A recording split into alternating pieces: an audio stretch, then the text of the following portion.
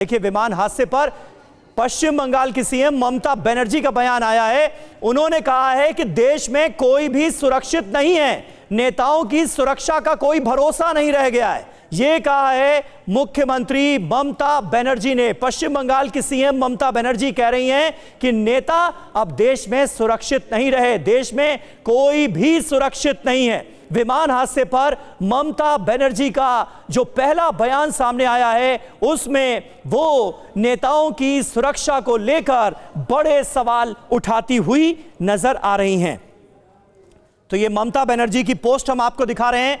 X पर जो ममता बनर्जी ने पोस्ट किया है, उसमें वो दुख व्यक्त कर रही हैं और ममता बनर्जी ने कहा है कि deeply shocked and stunned by the sudden demise of Ajit Pawar, the Deputy Chief Minister of Maharashtra, and his co-passengers have died in a disastrous plane crash at Baramati today morning, and I am feeling a deep sense of loss. My condolences to his family, including his uncle Sharad Pawar ji and late Ajit ji's all friends and followers. The incident needs proper investigation. इस हादसे की deep investigation होनी चाहिए, गहन जांच होनी चाहिए और यह पता किया जाना चाहिए कि ऐसा कैसे हुआ। यह ममता बनर्जी का पहला पोस्ट हमने आपको दिखाया है इस बड़े हादसे के बाद। और हमारे साथ इस वक्त ग्रुप कैप्टन डीके पांडे भी मौजूद हैं। पांडे सर, अब मैं आपसे जानना चाहूंगा, अभी तक आपने ये सारी खबरें देख ली, पायलट को तकनीकी गड़बड़ी का एहसास हो गया था, इमरजेंसी लैंडिंग की इजाजत एटीसी से मांगी जाती है, लेकिन दूसरी बार इमरजेंसी लैंडिंग की कोशिश में यह हादसा हो जाता है, प्लेन क्रैश हो जाता है। क्या वजह आपको नजर आती है प्राइमा फेसी प्रारंभिक तौर पर? देखिए, निश्चित रूप से बहुत ही दुखद घटना है और कोई भी दुर्घटना होती है हवाई जहाज से संबंधित तो उसमें दो कारण मुख्य होते हैं। एक होता है टेक्निकल, दूसरा होता है नॉन टेक्निकल। नॉन टेक्निकल में पायलट एरर की सबसे ज्यादा जो है वो उसको कहा जाता है, लेकिन इसके अलावा और भी बहुत सारे फैक्टर्स हैं। हम फोकस करेंगे कि ये जो जहाज गया है लियरजेट 45, ये दो चीजें आप देख रहे तस्वीरों में कि ये इससे पहले नोज डाउन हुआ है, पहले नाक के बल गिरा है, इसका टेल बहुत क्लियरली दिख रही है, बहुत ज्यादा डैमेज नहीं हुआ है और उसके बाद जो आग लगी है और ये कहा जा रहा है कि ये चट्टान से टकराया। लेकिन जो पैटर्न इसने किया है, जब लैंडिंग के पहले आके इसको जो इसने लेफ्ट टर्न पूरा पैटर्न किया है ऑल अराउंड, उसके पीछे मुख्य उद्देश्य ये है कि वो रनवे, नॉर्मली ऐसा बहुधा हम लोग तब करते हैं जब रनवे दिखाई नहीं देता है। ये रूल है कि अगर आप रनवे पर लैंड करने जा रहे हैं तो आपको रनवे साफ दिखना चाहिए। तो दो कारण जो है आ रहे हैं सामने। एक तो कहा है शायद उसमें तकनीकी खराबी भी थी जिसकी वजह से पायलट ने इसको देखा और चाहते थे कि इसको जो है अब जल्दी से जल्दी लैंड कराए और उन्होंने इसकी घोषणा की और एटीसी को बताया कि भाई मैं जल्दी जल्दी इमरजेंसी लैंडिंग करना चाहता हूं। नहीं, और इससे क्या पांडे जी, इससे क्या ये भी संकेत मिलता है कि ये तकनीकी गड़बड़ी, ये टेक्निकल ग्लिच कुछ ऐसा था कि हवा में भी ज्यादा देर तक रहना मुमकिन नजर नहीं आ रहा था पायलट को?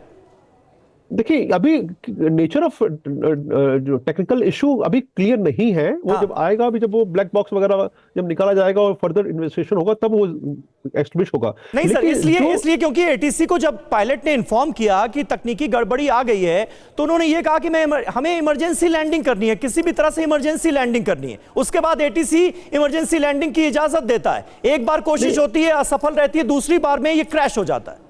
देखिए, नॉर्मली जब इमरजेंसी हम अनाउंस करते हैं किसी प्रकार के इशू को तो हम ये भी अनाउंस करते हैं कि नेचर ऑफ कंटिजेंसी क्या है, कि ये टेक्निकल इमरजेंसी क्या है। मैं मतलब इंजन पावर नहीं आ रही है या जहाज को मैं ढंग से कंट्रोल नहीं कर पा रहा हूँ या बैटरी जो है वो स्विच ऑफ हो गई, जो मुझे पावर सप्लाई है वो बाधित हो गई है और मैं ज़्यादा चला नहीं पाऊंगा। क्योंकि इसमें जब है पावर सप्लाई रुक जाती है तो तब भी आपके पास लगभग 25 मिनट से लेकर 45 मिनट के, depending on which aircraft you are flying, आपके पास पावर रहती है कि आप लैंड कर सकें। और वो होता है कि immediately land to the airfield, उस टाइप की कैटेगरी में वो ऐसे हादसे होते हैं। लेकिन वो इनपुट अभी नहीं मिला है कि वो नेचर ऑफ टेक्निकल जो कंटेंसी थी क्या थी। वो मालूम पड़ने के बाद ही शायद स्थापित हो पाए कि ये क्यों हुआ। लेकिन दो कारण जो है, एक तो टेक्निकल में, साथ में जो विजिबिलिटी का भी इशू लगता है क्योंकि जो पैटर्न लेफ्ट टर्न पैटर्न मारा है इन्होंने वो साफ दिखाता है कि रनवे वो देख नहीं पाए हैं। अदरवाइज वो उनमें टेक्निकल प्रॉब्लम थी तो वो तुरंत लैंड करते, लेकिन वो लैंड नहीं किया, वो पूरा घूम के आए। इसका मतलब ये क्लियर है कि कि लगभग 8:30 9 की बात है, उसमें फॉग था। तो जब ये पैटर्न मान रहे हैं तब उनको रनवे नहीं दिखा है, और साथ में जो ऊंची पहाड़ियां वो भी नहीं दिखी, और वो फाइनली जाके चट्टान से टकरा गए। ये मेरा आकलन है। अब बाकी फैक्टर्स और इनपुट आएंगे तभी कहा जा सकेगा कि एक्सीडेंट हुआ तो क्यों हुआ। ठीक है, ठीक है, ठीक है, बिल्कुल। पांडे जी बने रहे आप हमारे साथ। स्क्वाड्रन लीडर कृष्णन मित्रू भी मौजूद हैं। कृष्णन जी, आपको क्या लगता है, क्या आपके हिसाब से हादसे की वजह नजर आ रही? देखिए, जैसे अभी पांडे जी कह रहे थे कि एयरक्राफ्ट ने एक मिस्ड अप्रोच करी है, हाँ। ओवरशूट करके दोबारा दूसरी बार लैंड करने आए। ऐसा है कि सबसे ज़्यादा प्रोबेबिलिटी मेरे को पुअर विजिबिलिटी की लगती है। फॉग हो या स्मॉग हो या कोई पैच ऑफ लो क्लाउड हो उसकी। अब उसमें उस सिचुएशन में क्या होता है कि हमारी वर्टिकल विजिबिलिटी, मतलब अब जब हम जहाज में बैठे हुए हैं 500 फुट 1000 फुट ऊंचा, तो जितना हम नीचे देख सकते हैं उतना आगे नहीं देख सकते। तो उस स्टेज पे हमें ग्राउंड फीचर्स देख के लैंडिंग करनी होती है। अगर आप ग्राउंड फीचर्स से फेमिलियर नहीं हैं तो वहां पे आपसे गलती हो सकती है। लेकिन जैसे कि समझ आया है, जैसे कि बताया गया है कि एक मिस्ड अप्रोच हुई है। हाँ। अब उसमें टेक्निकल फॉल्ट नहीं लगता मेरे को, क्योंकि अगर मिस्ड अप्रोच हुई होती टेक्निकल वजह से तो सिचुएशन फर्क होती। इन्होंने एक मिस्ड अप्रोच करके दूसरी बार लैंडिंग करने की कोशिश की है, और मेरे को लगता है कि सेकेंड अटेम्प्ट में ज़मीन दिखाई नहीं दी ठीक तरह से, और वो पहाड़ी इलाके में, हल्के पहाड़ी, छोटे पहाड़ी इलाके में दुर्घटनाग्रस्त। नहीं मित्रों जी, टेक्निकल ग्लिच की बात यहां से सामने आई क्योंकि ये पता चला है कि पायलट ने तकनीकी दिक्कत विमान में आ गई है, इसकी सूचना बाकायदा एटीसी को दी थी और ये परमिशन मांगी थी कि वो इमरजेंसी लैंडिंग करना चाहते हैं। उन्हें इजाजत दी भी गई। उसके बाद उन्होंने पहली बार कोशिश की, इमरजेंसी लैंडिंग की, वो नाकामयाब रही। फिर दूसरी बार में तो विमान क्रैश ही हो गया। देखिए, सुनिए, एक चीज होती है इमरजेंसी लैंडिंग, दूसरी होती है priority landing. Okay. Priority landing में क्या है, मेरा लो फ्यूल है। अब लो फ्यूल में मैं कोशिश यही करूंगा कि जल्दी से जल्दी लैंड करूं। लेकिन अगर कोई और ऐसी इमरजेंसी है, कुछ भी हो सकता है, जो कि इमरजेंसी लैंडिंग नहीं है, वो प्रायोरिटी लैंडिंग मांगते हैं कि सबको हटा दो, पहले मेरे को लैंड करने दो। अब इमरजेंसी लैंडिंग अगर होती तो फर्स्ट अप्रोच में कहीं ना कहीं टचडाउन हुआ होता। मेरे हिसाब से ये प्रायोरिटी लैंडिंग थी, और इमरजेंसी कोई इतनी मेजर इमरजेंसी नहीं लगती थी जिसकी वजह से उड़ान नहीं भर सकता था। क्योंकि उड़ान भर सका इसीलिए तो ओवरशूट करके दोबारा आया।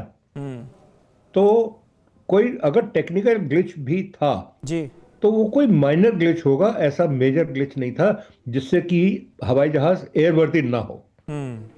ठीक है। और ग्रुप कैप्टन डी के पांडे, जरा हमें ये बताइए, क्योंकि ये भी क्लियर है कि 3 बार मेडे कॉल दी गई, यानी आपातकालीन स्थिति थी। पायलट को यह एहसास हो गया था कि उनका लैंड करना मुश्किल हो सकता है या ये विमान क्रैश हो सकता है।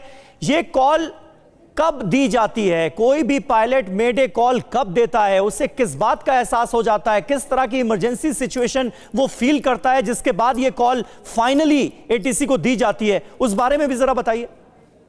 देखिए, जो मेड कॉल है आप लोगों ने काफी डिटेल में कवर किया, मैंने देखा था उस समय। जी जी। तो ये चीजें जो है इस मिड कॉल की वजह से ही टेक्निकल ग्लिच की बात जो है वो लिंक की जा रही है। क्योंकि आदमी मिड कॉल तभी देता है जब वो कहते हैं कि इमिनेंट डेंजर और ऑफ हाईएस्ट ऑर्डर, मतलब उसको लगता है कि अब मैं कुछ नहीं कर सकता हूं, अब मेरे पास जो है ये मेरे पास कुछ भी नहीं है, सर नियंत्रण में नहीं है जिससे कि मैं जहाज को बचा सकूं। क्या कोई बाहर का कोई मुझे हेल्प कर सकता है? लेकिन तब ये इसकी निश्चित फ्रिक्वेंसी होती है 1 to 1.5 मेगाहर्ट्ज, जो कि सभी जहाजों में होती है और सभी ग्राउंड स्टेशन में होती है, ताकि जो भी सुन रहा हो वो जो भी उससे बन पड़ता हो करे।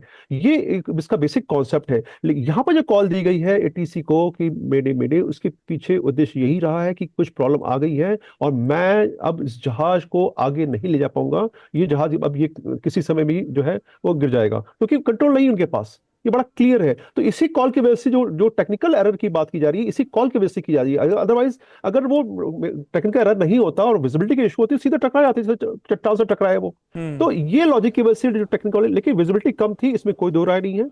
वहां पर जितनी एजेंसीज थी सबने ये बोला कि लगभग 8:30 के आसपास जो है विजिबिलिटी काफी कम थी, और लो क्लाउड की संभावना भी हो सकती है, लेकिन अभी वो पुख्ता खबर नहीं है उसके बारे में। तो ये रनवे खोजने के चक्कर में वहां ऊंची पहाड़ियों में थी जैसे बताया लोग, तो वो उसमें टकरा गया, और उसके बाद जो सामने तस्वीर आ रही है वो आ रही है। ये तस्वीरें उस समय जब ये 9:30 के आसपास जब हादसा हुआ, उसमें तस्वीरें साफ नहीं थी, लेकिन जैसे जैसे दिन बढ़ता जा रहा है, सूरज की रोशनी अच्छी हो रही है, विजिबिलिटी इंप्रूव हो रही है, तो तस्वीरें साफ आ रही है। तब उसके बाद हम ये कह पा रहे हैं कि ये हिल से चट्टान से टकराया।